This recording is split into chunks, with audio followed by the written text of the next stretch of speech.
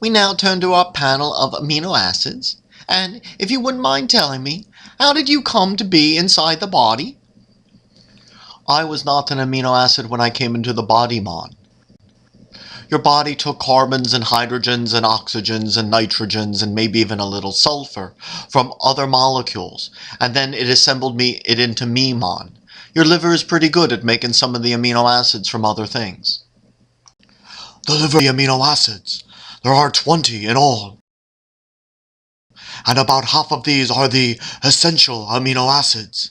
They must be eaten in the diet because the liver cannot make them. If you do not eat your essential amino acids each and every day, you can be malnourished because you will be short of amino acids which cannot be made from other things. Interesting. Now that you're here, what's the body going to do with you? It turns out the body can do a lot of things with amino acids, Mon.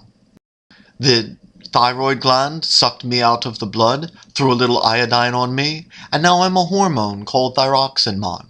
I'm helping to keep you warm right now. Amino acids are the building blocks of proteins, and proteins perform most of the functions inside the cell. Amino acids must be joined in a chain. This occurs at the ribosome, which forms the peptide bonds which unite neighboring amino acids in this chain. The order of the amino acids is specified by the DNA, which is transcribed into the RNA. This is why the genes are so important.